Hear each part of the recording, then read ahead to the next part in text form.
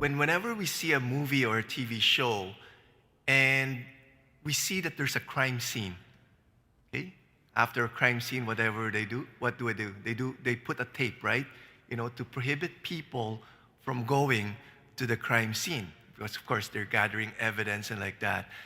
But even after that, I could just imagine like the family living there, seeing the crime scene, right? The memory of maybe the murder, maybe of their children or their child. It pains them, right? And not just for the family. During the court proceeding, maybe the evidence is being shown to the one who's being convicted or being accused, it pains that person too. Because it brings back the memory, especially if this person has come into his senses, is truly sorry for what he has done. Looking at the crime scene, it's painful. He knows very well the pain that he has caused to the family. Okay? So we see here the pain of revisiting the crime scene, both for the one that has been offended and the one, the perpetrator. And in our gospel today, we also see a crime scene. Okay? But before going to that, we know that after the resurrection, I could just imagine what was in the mind of Peter. Okay? Peter, who betrayed Jesus 3 times, and the disciples, all of them except John, deserted Jesus on the cross. Okay? And we see here, even though Jesus appeared to them several times, a couple of times already, I think some of them were kind of discouraged because of what they did. Because of that, they weren't doing what Jesus asked them to do, which is to proclaim the message. They thought that they were not worthy to do the mission that God called them to do. That's why what they did, they went back fishing. Okay, and see here, they saw a person on the beach and asked them, "Did you catch any fish?" No. Okay, cast on your net to the right. As if that will make a big difference, right? But they obeyed. And they caught a lot of fish that even 7 persons couldn't haul it in. And they remembered that this is a miraculous catch of fish. And the one who asked them to cast their net, it is the Lord. It is the Lord. And he reminded them how the Lord multiplied the bread and the fish to feed the 5,000. Okay? And what happened there was that you could see here the crime scene. What was the crime scene? It says there, when they had gone ashore, they saw a charcoal fire there. That was the crime scene. If you remember, Peter denied Jesus 3 times before a charcoal fire. When people were asking, "Weren't you with this Jesus?" He said, "No, I don't know him."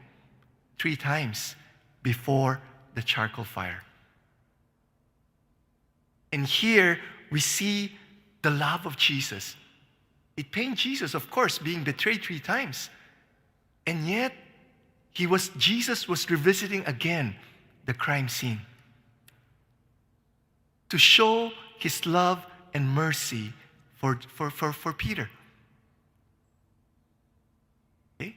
And after he even served breakfast, like a bed and breakfast, right? He even served breakfast for Peter and the other apostles after what they did to Jesus. You see the love and the mercy.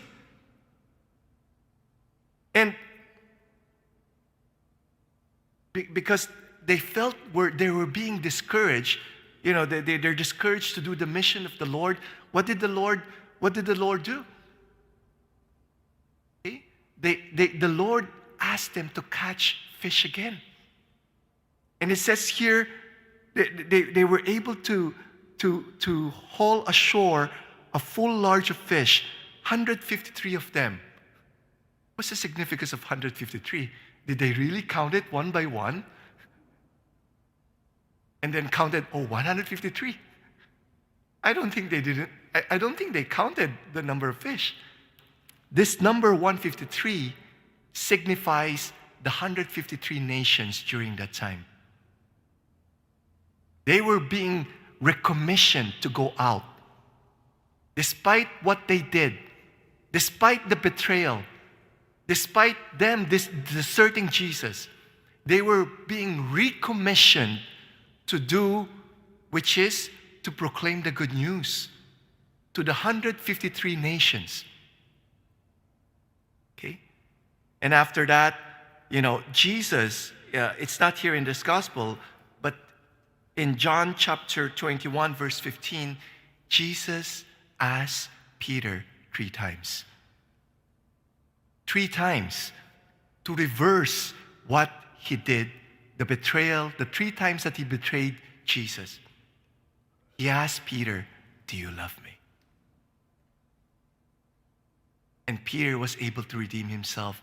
"Lord, you know that I love you. Feed my sheep. Feed my lamb." Okay? And so again, Jesus is teaching Peter and the disciple to trust in him, to trust in his love and in his mercy. They're being put again to the school of trust.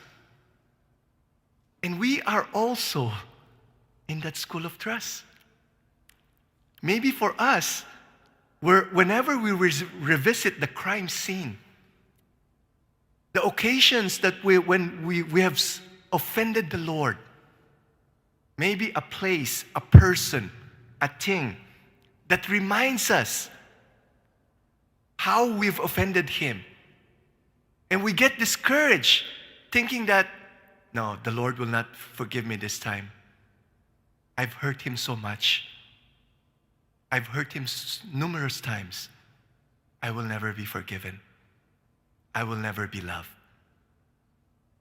The Lord is putting us again into the school of trust. We need to trust him. That's why this reading is very, very timely before Divine Mercy Sunday. In the Divine Mercy image there at the bottom, it says, "Jesus, I trust in you." We pray the pre-chaplet of the Divine Mercy. But do we really trust the Lord? Or we're just saying it, "Jesus, I trust in you." But we really don't mean it. "Jesus, I trust in you." Because trusting in Jesus is the cornerstone of our spiritual life.